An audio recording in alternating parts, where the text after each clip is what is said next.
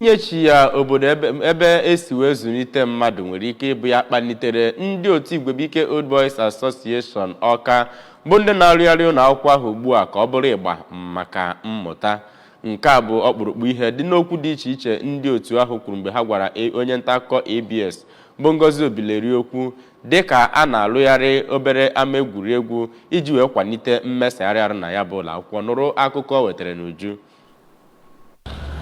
Ewepụ ụlọ ama ya bụ ụlọ akwụkwọ, ogige agbara na ya bụ ụlọ akwụkwọ bụkwa nnọọ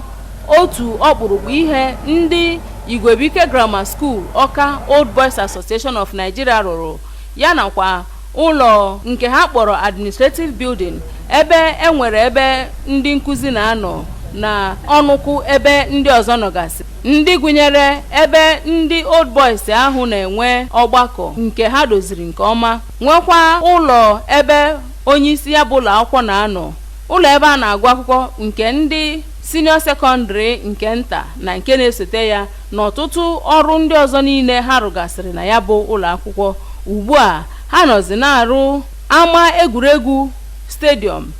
ebe a ga na-agba bọọlụ na ọtụtụ ihe egwuregwu ndị ọzọ bụkwa nke ndị ya bụ Old Boys na-alụ. N'okwu ya, ngwa ngwa ha dugharịchara ndị nta akụkọ ABS na ihe niile ha na-arụ na ya bụ ụlọ akwụkwọ, ka onye isi izuzugbe ya bụ otu bụ Chief Nnamdi Nwobu kọwara n'afọ 2013 ka ụfọdụ n'ime ndị otu ha gbakọtara ọnụ wee kpebie na ha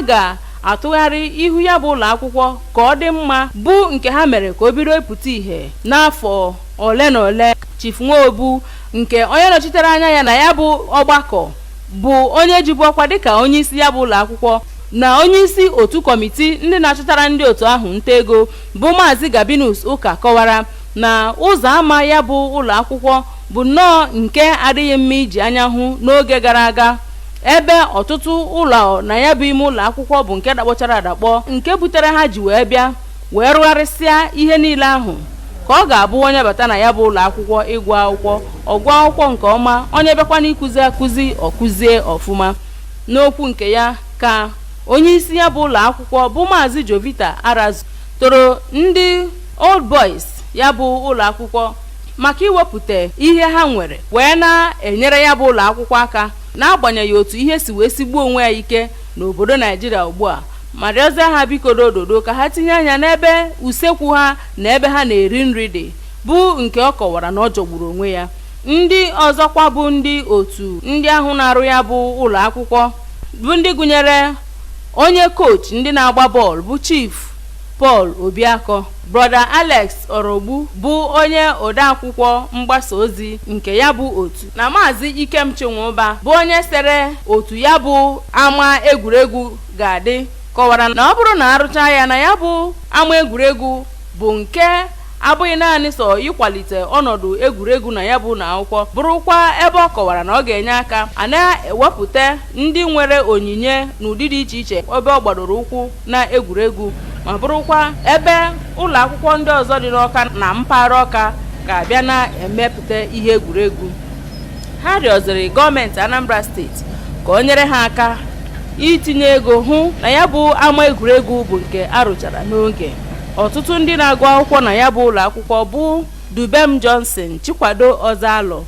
na Daniel Madagụ kelere ndị Old Boys maka ime ka ụlọ akwụkwọ ha bụrụ ịgba karịa ndị ọzọ nọ n'Ọka, na idozicha ụlọ mebiri emebi na ya bụ ụlọ akwụkwọ na ihe ndị ọzọ gasị, ma rịọzie Chineke ka ọ gọzie ha n'otu n'otu. Ihe ọzọ pụtakwara ihe na ya bụ njem nleta ndị ABS gara bụ ịgba ndị ya bụ ụlọ akwụkwọ bụ nke ha tiri n'ihu ndị nta akụkọ,